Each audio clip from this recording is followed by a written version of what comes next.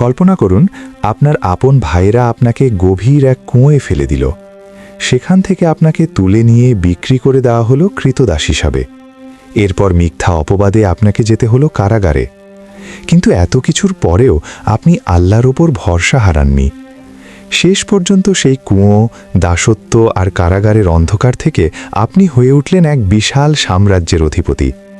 আজ আমরা জানব কুরআনের শ্রেষ্ঠ কাহিনী, হজরত ইউসুফ আলাইহিসসালামের সেই ধৈর্যের অমর ইতিহাস। কিভাবে তিনি কুঁয়োর অন্ধকার থেকে মিশরের রাজপ্রাসাদের মালিক হয়েছিলেন। চলুন জেনে নিই সেই শিক্ষণীয় ঘটনা। হজরত ইউসুফ আলাইহিসসালাম ছিলেন হজরত ইয়াকুব আলাইহিসসালামের প্রিয় পুত্র।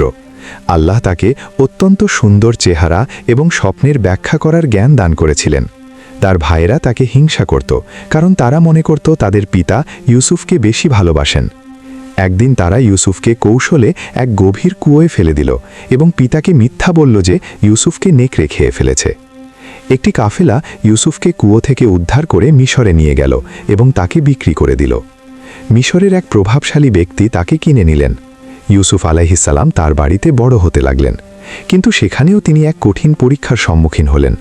সেই বাড়ির মহিলা তাকে অসৎ কাজের প্রস্তাব দিল, কিন্তু ইউসুফ আলাইহিসসালাম আল্লাহর ভয়ে তা প্রত্যাখ্যান করলেন। ফলশ্রুতি তাকে মিথ্যা অপবাদে কারাগারে যেতে হলো। কারাগারেও ইউসুফ আলাইহিসসালাম আল্লাহর দাওয়াত দিতে লাগলেন এবং মানুষের স্বপ্নের ব্যাখ্যা করতেন। একদিন মিশরের বাদশাহ একটি অদ্ভুত স্বপ্ন দেখলেন এবং কেউ তার ব্যাখ্যা দিতে পারল না। তখন কারাগারের এক ব্যক্তি ইউসুফ আলাইহিসসালামের কথা বাদশাহকে জানালো।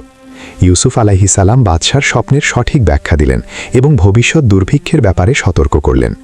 বাদশাহ ইউসুফ আলাইহিসসালামের জ্ঞান ও প্রজ্ঞায় মুগ্ধ হয়ে তাকে কারাগার থেকে মুক্তি দিলেন এবং মিশরের খাদ্য ও অর্থ ভাণ্ডারের দায়িত্ব দিলেন। এভাবেই হজরত ইউসুফ আলাইহিসসালাম কুয়োর অন্ধকার, দাসত্ব এবং কারাগারের কঠিন জীবন পার করে মিশরের একজন ক্ষমতাধর শাসক হয়ে উঠলেন।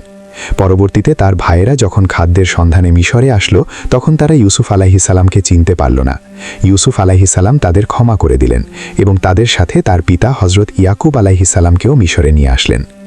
এই কাহিনী আমাদের শেখায় যে জীবনে যত কঠিন পরীক্ষায় আসুক না কেন, আল্লাহর উপর ভরসা রাখলে এবং ধৈর্য ধারণ করলে আল্লাহ অবশ্যই উত্তম প্রতিদান দেন। এটি আরও শেখায় যে ক্ষমা মহৎ গুণ এবং হিংসা মানুষকে ধ্বংস করে দেয়। বন্ধুরা, হজরত ইউসুফ আলাইহিসসালামের এই কাহিনী থেকে আপনি কি শিক্ষা পেলেন? আপনার মতামত কমেন্টে জানান। ভিডিওটি ভালো লাগলে লাইক দিন এবং আপনার প্রিয়জনদের সাথে শেয়ার করুন। এমন আরও ঈমান জাগানিয়া ভিডিও পেতে আমাদের আলোর দিশারি চ্যানেলটি সাবস্ক্রাইব করে পাশেই থাকুন। আল্লাহ হাফেজ।